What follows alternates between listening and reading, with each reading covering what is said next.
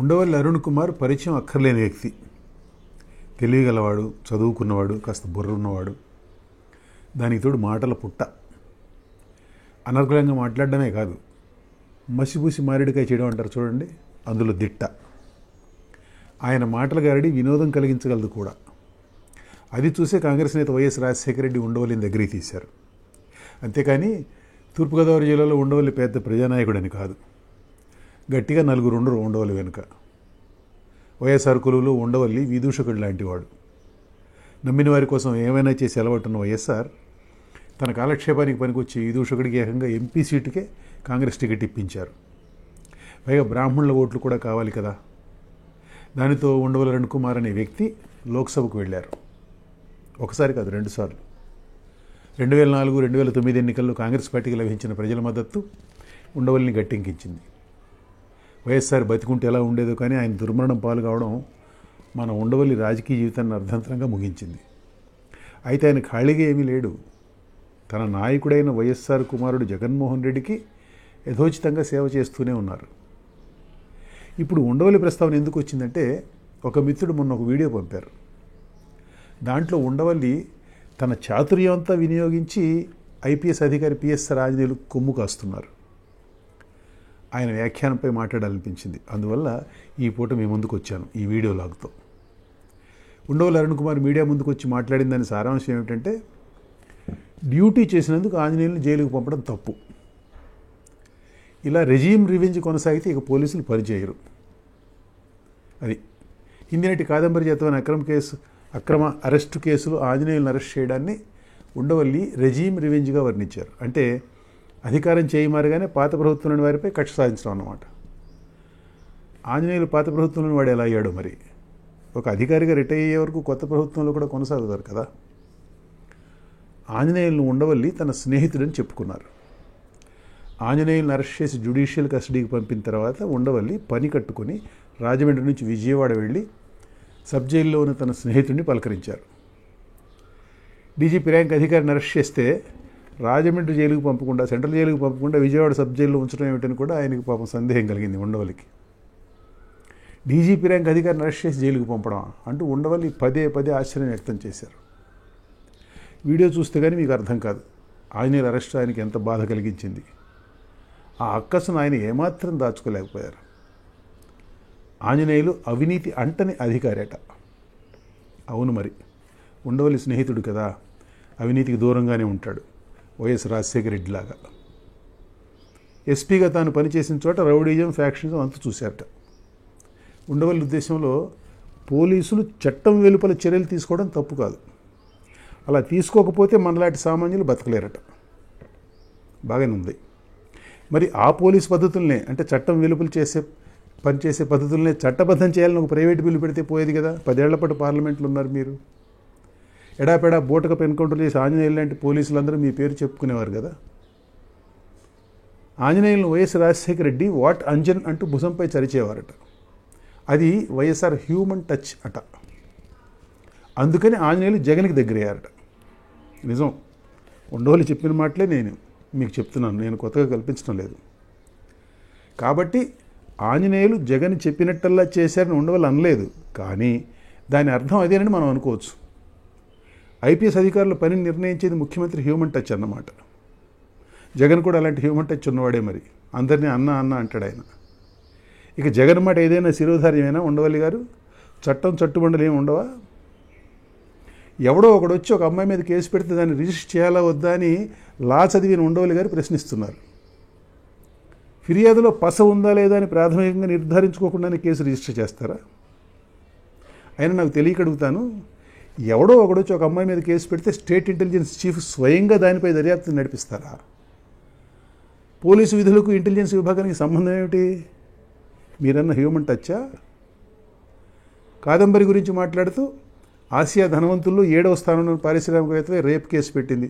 Rape ప్రయత్నం కూడా కాదు, ఏకంగా రేప్ కేసే అంటారు ఉండవల్లి గారు. పోలీసులు అరెస్ట్ చేయడానికి వెళ్ళినప్పుడు ఆంజనేయులు నాకేం సంబంధం, షీజ్ ఎ బ్యాడ్ ఉమెన్ అన్నారు. ఆయన డీజీ ర్యాంక్ అధికారి కాబట్టి పోలీసు అహంకారంతో ఆ మాట అన్నారు. ఉండవల్లి లౌక్యుడు కాబట్టి ఆ మాట అనకుండా ఆ అర్థం వచ్చేటట్టు మాట్లాడారు. ఈ విషయంలో ఇద్దరి సంస్కారం స్థాయి ఒకటే. ఈ వ్యవహారం అంతా చూస్తారని కూడా ఉండవల్లి హెచ్చరించారు.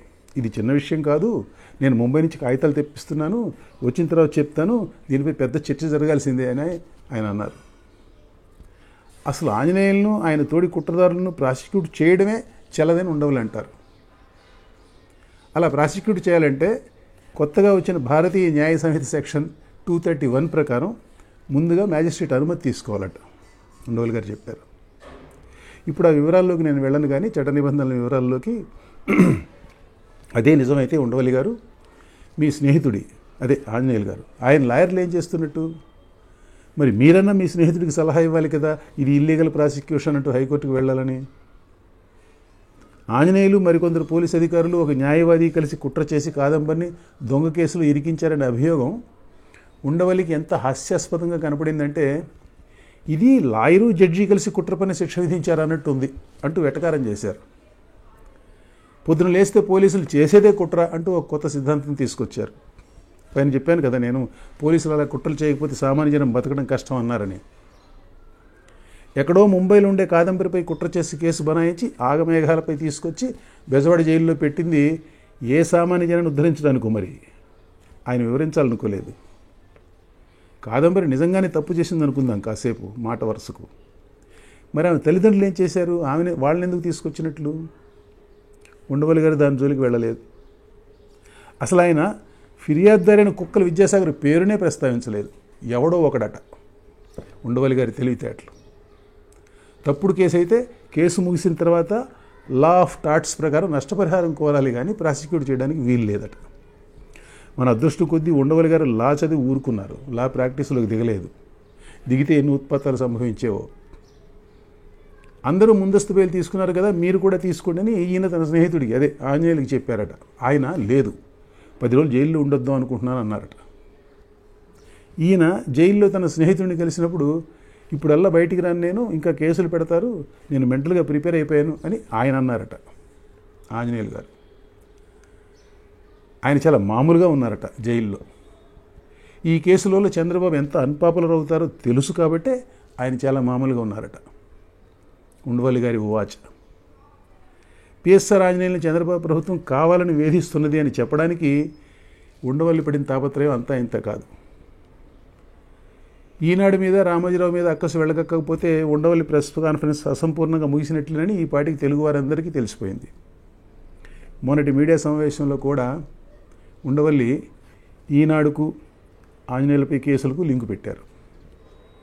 ఈనాడులో వచ్చిన కథనాలపై మర్నాడు ప్రభుత్వం చర్యలకు ఉపక్రమిస్తుందట. ఈనాడు జోలికి రామోజీరావు జోలికి వచ్చిన వాళ్ళ కళ్ళు పీకేస్తామని చెప్పడమే చంద్రబాబు ప్రభుత్వం లక్ష్యం అట. గ్రూప్ 1 పోస్టుల భర్తీలు దారుణమైన అక్రమాలకు పాల్పడడం, ఉద్యోగార్థుల జీవితాలతో ఆడుకోవడం ఉండవల్లికి తప్పుగా కనపడడం లేదు. ఆ అంశంపై ఈనాడు రిపోర్టింగ్ ఆయనకు కక్ష సాధింపులాగా కనపడుతోంది. ఇలాంటి ఆరోపణలపై ఏమని వ్యాఖ్యానిస్తాం? వ్యాఖ్యానిస్తే వాటికి మరీ ఎక్కువ గౌరవం ఆపాదించినట్లు అవుతుందేమో కదా. చనిపోయిన రామోజీరావు పేరును నిష్కారణంగా బయటకు తీసుకురావడంలో తప్పేమీ లేదని అనుకునే వారి గురించి ఏం మాట్లాడగలం?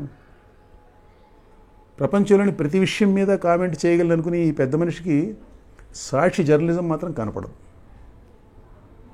ఉండవల్లి తన ప్రెస్ మీట్లో ఎక్కడా కూడా కాదంబరిపై కుక్కల విద్యాసాగర్ పెట్టిన కేసు సరైన కేసేనని చెప్పలేదు. ఎక్కడో ముంబైలో ఒక పారిశ్రామికవేత్తపై కాదంబరి పెట్టిన కేసు మాత్రం తప్పుడు కేసేనని ఆయన అన్యాపదేశంగా చెప్పారు. తన స్నేహితుడు ఆంజనేయులపై పెట్టిన కేసు ఆయన కక్ష సాధింపు కేసుగా కనపడుతోంది. ఇంటెలిజెన్స్ పని చూసే ఆంజనేయులకు క్రిమినల్ కేసులతో ఏం సంబంధమో ఆయన చెప్పరు మనకి. పోనీ అసలు సంబంధం లేదని బుకాయిస్తారా? బుకాయించరు. ఆ పని కూడా చేయరు. ఎక్కడ దొరకకూడదు మళ్ళా రికార్డు. సారీ, మొత్తం కూడా చంద్రబాబు ఈనాడు కలిసి చేస్తున్న కక్ష సాధింపు ఆపరేషన్ అని మాత్రం నొక్కి ఒక్కాణిస్తారు. తన స్నేహితుడికి ఒత్తాసు పలికినట్లు ఉంటుంది. తన నాయకుడి కుమారుడి రాజకీయాల్లో తన వంతుగా తన పాత్ర పోషించినట్లు ఉంటుంది. ఉభయతారకం అన్నమాట. ఉండవల్లి అరుణ్ కుమార్ మంచి మాటకారి. దానికి తోడు ఆయన బుర్రలో సదుద్దేశాలుంటే చాలా బాగుండేది. కానీ ఉండవల్లి లాయల్టీ మరెక్కడో ఉంటుంది. దానికి ప్రజా ప్రయోజనానికి సంబంధం ఉండదు. మేధావి కదా మరి.